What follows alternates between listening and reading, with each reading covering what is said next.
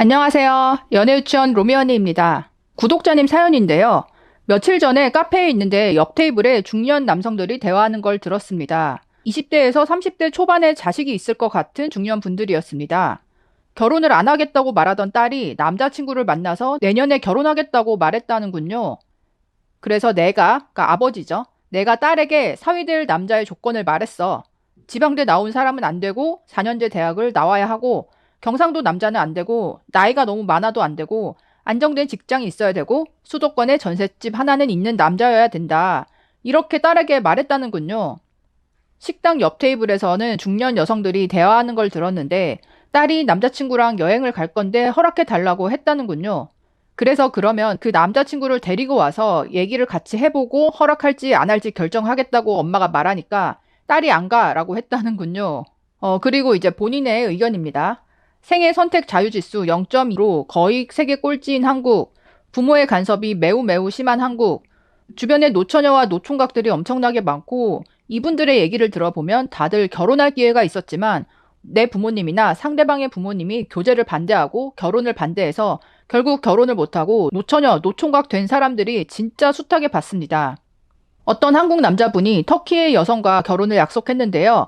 터키에 가서 여자의 부모님을 만났는데 부모님이 남자에게 학력, 소득, 재산, 사는 곳, 나이, 직업 이런 거를 일체 물어보지 않아서 깜짝 놀랐다고 합니다. 외국은 20살만 넘으면 독립을 하고 자식이 어떤 선택을 하든지 간섭하지 않고 존중해 준다고 합니다. 이렇게 이제 의견을 주셨습니다.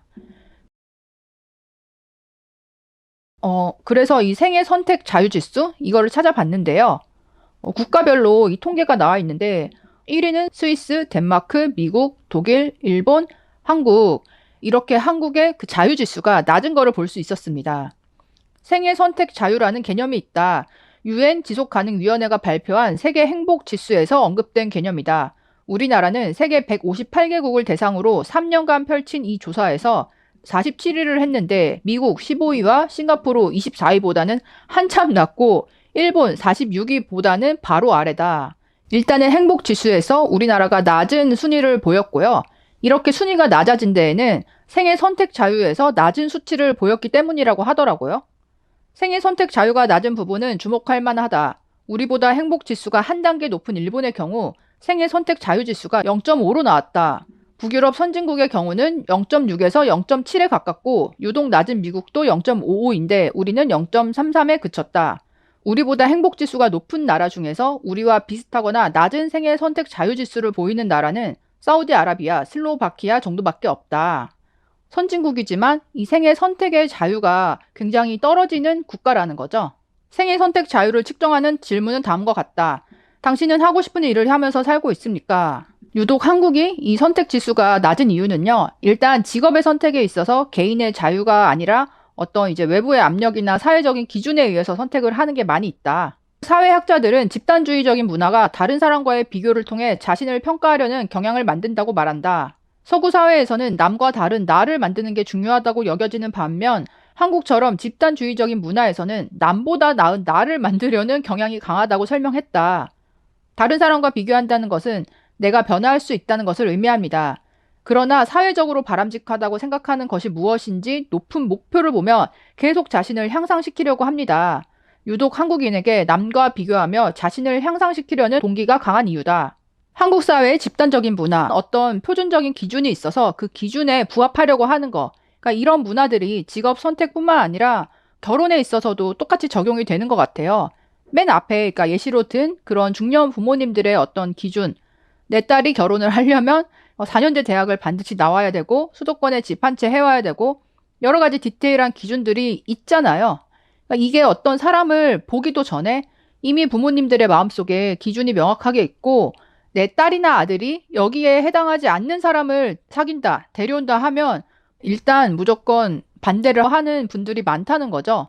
저도 주변에 보면 특히나 이렇게 집안 부모가 잘 사는 분들일수록 이미 어떤 며느리나 사위에 대해서 높은 기준을 가지고 있고 그 기준에 해당하지 않는 사람이랑 내 자녀가 교제를 한다. 결혼을 하고 싶다고 해도 절대 결혼을 안 시켜주시는 그런 분들이 의외로 많더라고요. 그러다 보니까 이런 집에 이제 아들, 딸 분들은 연애는 자기 마음대로 하다가도 결혼을 생각했을 때는 반드시 우리 부모님 기준에 통과되는 사람이어야 된다. 안 그러면 나는 결혼할 수가 없다. 그러니까 부모님이 지원을 안 해주시면 결혼을 못 하잖아요. 그래서 이제 이런 식으로 노총각, 노처녀가 되거나 아니면 나이가 들어서 그 결혼 상대자마저도 부모님이 집안끼리 알아서 찾아서 줘서 그렇게 맞선을 봐서 결혼을 시키는 그러니까 그런 분들도 있더라고요.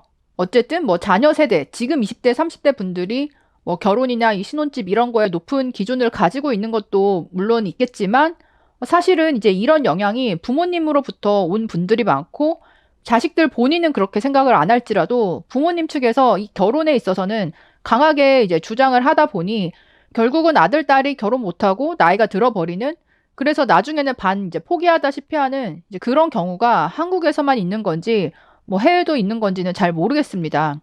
이제 해외에서는 자식이 내가 결혼하고 싶은 사람이라고 데려왔을 때 꼬치꼬치 이제 다 캐묻지를 않는다. 그냥 자식의 선택에 맡긴다. 이런 부분은 한국에 계신 그러니까 중년, 노년 부모님 세대들도 인식의 변화가 필요할 거라고 생각을 합니다.